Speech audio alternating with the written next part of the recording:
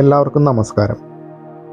ഈ വീഡിയോയിൽ നമ്മൾ കാണാൻ പോകുന്നത് ഗർഭിണികൾക്ക് ചെയ്യാവുന്ന സൂര്യ നമസ്കാരമാണ്.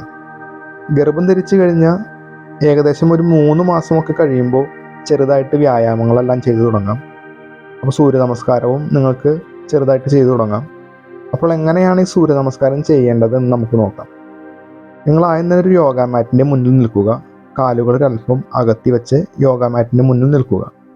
ഇനി ശ്വാസം എടുത്തുകൊണ്ട് ഇരു കൈകളും മുകളിലോട്ട് ഉയർത്തുക.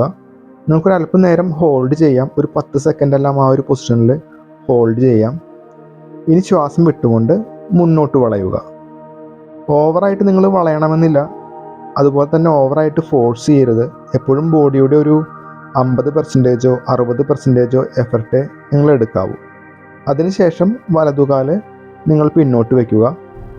അപ്പോൾ ഈ ഒരു പൊസിഷനിൽ നിങ്ങളുടെ 2 കൈകളും ഇതുപോലെ കാലിൻ്റെ മധ്യത്തിലായിരിക്കും. അതുപോലെ നിൽക്കുക. അതിനുശേഷം ഇടതുകാല് കൂടി പിന്നോട്ട് വെച്ച് നിങ്ങൾ ക്യാറ്റ് പോസിൽ വരിക. Cat and cow pose. ഇപ്പോൾ നിങ്ങൾ ഈ വീഡിയോയിൽ കാണുന്നത് പോലെ ഗർഭിണികൾക്ക് സൂര്യ നമസ്കാരം ചെയ്യുമ്പോൾ നമ്മൾ സാധാരണയായിട്ട് പ്ലാങ്ക് പോസ്, സന്തോളാസനം അങ്ങനെ ചെയ്യാറില്ല. അതിനുശേഷം ശ്വാസം വിട്ടുകൊണ്ട് നട്ടെല്ലൊരു ആർച്ച് പോലെ ആക്കിയിട്ട് തല താഴേക്ക് കൊണ്ടുവരിക. അതിനുശേഷം ശ്വാസം എടുത്തുകൊണ്ട് നിങ്ങൾ നട്ടെല്ല് വളച്ച് ഒന്ന് മുകളിലോട്ട് നോക്കുക. ഇനി അതിനുശേഷം നമ്മൾ അധോമുഖ ശ്വാനാസനമാണ് ചെയ്യുന്നത്. ഇതുപോലെ ഹിപ്പ് അപ്പ് ചെയ്തിട്ട് അധോമുഖ ശ്വാനാസനം. നിങ്ങൾ ഓവറായിട്ട് സ്ട്രെച്ച് ചെയ്യണമെന്നില്ല, നിങ്ങൾക്ക് പറ്റുന്ന രീതിയിൽ ചെയ്താൽ മതി. അതിനുശേഷം നിങ്ങൾ അശ്വസഞ്ചലാസനം വരുമ്പോഴാണ് ശ്രദ്ധിക്കേണ്ടത്. വലതുകാലം നിങ്ങൾ മുന്നോട്ട് വയ്ക്കുമ്പോൾ നിങ്ങളുടെ വലതു കൈയുടെ വലതുവശത്തായിട്ട് പുറത്തേക്ക് നിങ്ങൾ വെക്കാൻ നോക്കുക. സാധാരണയായിട്ട് സൂര്യ നമസ്കാരം ചെയ്യുമ്പോൾ നമ്മൾ 2 കൈയുടെ മധ്യത്തിലാണ് വലതുകാല് കയറ്റി വെക്കുന്നത്, 2 കാലുകളും വെക്കുന്നത്. പക്ഷെ ഗർഭിണികൾക്ക് ചെയ്യുമ്പോൾ നമ്മൾ കാല് കൈയുടെ വലതുവശത്തായിട്ട് പുറത്ത് വെക്കാൻ ശ്രമിക്കുക.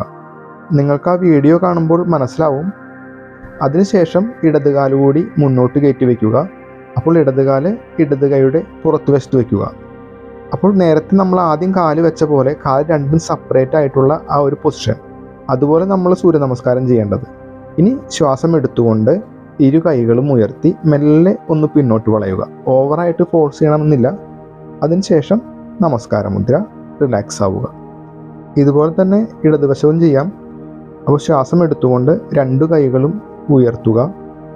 അപ്പോൾ അമിതമായിട്ട് നമ്മൾ സ്ട്രെച്ച് ചെയ്യണമെന്നില്ല, ഒരു മീഡിയം ലെവല്. അതുപോലെ തന്നെ ശ്വാസം വിട്ടുകൊണ്ട് മുന്നോട്ട് വളയുക. ഓവറായിട്ട് ഫോഴ്സ് ചെയ്യേണ്ട.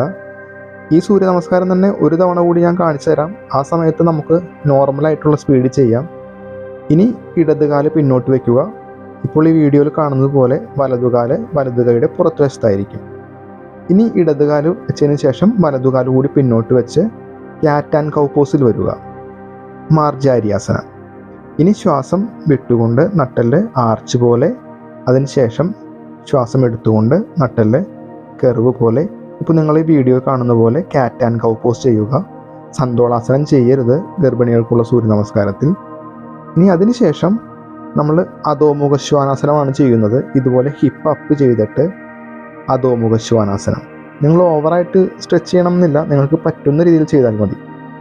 അതിനുശേഷം നിങ്ങൾ ഇടതുകാല് മുന്നോട്ട് വയ്ക്കുക. അപ്പോൾ മുന്നോട്ട് വയ്ക്കുമ്പോൾ ഇടതുകൈയുടെ പുറത്ത് വശത്ത് വെക്കാൻ ശ്രമിക്കണം. സാധാരണ സൂര്യ നമസ്കാരം ചെയ്യുമ്പോൾ കൈയുടെ നടുക്കാണ് നമ്മൾ കാല് കയറ്റി വയ്ക്കുന്നത്.